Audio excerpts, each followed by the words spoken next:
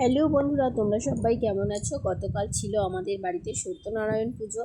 আমি ভোরবেলা উঠে সমস্ত কাজটা সেরে স্নান করে নিয়ে ঘরে একটু আলপনা দিয়ে আমি আমার মতো করে আলপনা দিয়ে কিন্তু পুজো সম্পূর্ণ করে বেরিয়ে গেছিলাম রান্নার উদ্দেশ্যে।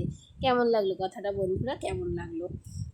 আর দেখো, আমি ফ্রিজ থেকে খাবার দাবার বের করে, খাবার বলতে পনির বের করে আর জামা কাপড় কেচে দিয়েছিলাম।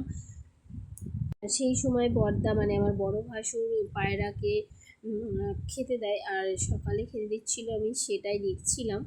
আর হচ্ছে জামা কাপড় দেওয়া ছিল বলে পায়রা উড়ে যাচ্ছিল ভয়ে।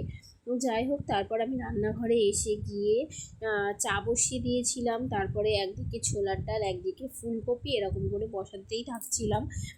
আর এদিকে রান্না করা শুরু করে দিয়েছি। রান্না করতে তো হবেই, যেহেতু পুজো সকাল সকাল 8:15-20 নাগাদ ব্রাহ্মণ মশাই এসছিলেন। ভাত দিদি করছিল পুজোর জোগাড়। আর এই যে মানে পুজোর ব্রাহ্মণ যখন আসে তখন আমি হচ্ছে দিদি এটা ময়দা মেখে রেখে দিয়েছিল আর লুচি করছিল। আর এই যে আমি আবারও পনিরটা ফ্রিজে রেখে দিয়েছিল, ডিপ ফ্রিজে, সেই কারণে পনিরটা পুরো শক্ত হয়েছিল। আর এদিকে আমি ছোলার ডাল, এই যে ছোলার ডাল হয়েছে, শাহী পনির আর ফুলকপি আলুর তরকারি হয়েছিল।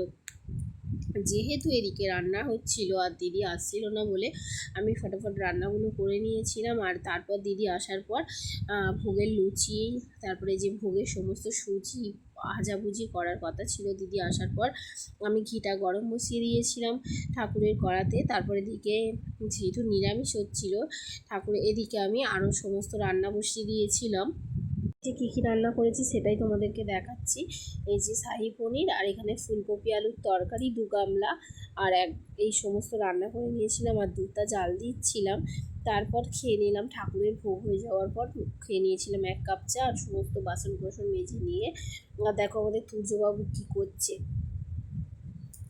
তারপর আমি দেখতে গেছিলাম যে ব্রাহ্মণ যে এসছে উনি পুজো জোগাড় করছে, সেটাই দেখার জন্য আমি চলে গেছিলাম। আর আমি শুধু বা দেখবো কেন, তোমাদেরকেও দেখাবো। সেই কারণে ওইখান থেকে এসে তারপরে ও কাজে বেরোবে বলে হচ্ছে যে আমি ঘরে ওদেরকে কিছু লুচি ভেজে দিয়েছিলাম, যেহেতু বাচ্চারা আছে। আর দেখো, তারপর ওই রান্নাঘরের সমস্ত কাজকর্ম করে এসে পুরো রেডি হয়ে আসলাম। আসার পর দেখছি যে ওখানে দিদি সমস্ত ঠাকুরকে সেবা দেবে বলে ওই জন্য জোগাড় করছিল। তারপর এই যে ব্রাহ্মণ মশাই প্রত্যেকটা করে নিচ্ছিল। তারপর না আমি আর ভিডিও ক্লিপ নিতে পারিনি, কারণ তার মধ্যেখানে আমি লাইভ ভিডিও করছিলাম। তারপর দেখো, প্রত্যেকটা ঠাকুরকে এত সুন্দর করে সাজানো, আর এই লাইটগুলো জ্বলছিল, যেন মনে হচ্ছে কি দারুণ যে দেখতে লাগছে। তোমরাও দেখে নিশ্চয়ই বুঝতে পারছো। তারপর শুরু হয়ে গেল। পুজো সম্পূর্ণ হওয়ার পর চলে এসেছিল হোম করতে। যখন হোম হচ্ছিল তখন আমার ফোনটা প্রচণ্ড গরম হয়ে যাচ্ছিলো, কারণ কি আগুনের তাপে। আর এই সময়টা কিন্তু লাইভ ভিডিও হচ্ছিল। বাই বাই বন্ধুরা, আমার ভিডিও ভালো লাগলে তোমরা কিন্তু অবশ্যই লাইক কমেন্ট করতে ভুলো না।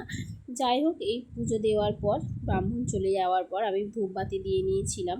আর তারপরেই দিদি প্রসাদ দিয়েছিল সবাইকে। প্রসাদ বিতরণ করার পর আমি ঠাকুর ঘর পরিষ্কার করে নিয়ে যাওয়ার পর আমরা খাওয়া দাওয়া করে নিয়েছিলাম। টাটা বন্ধুরা।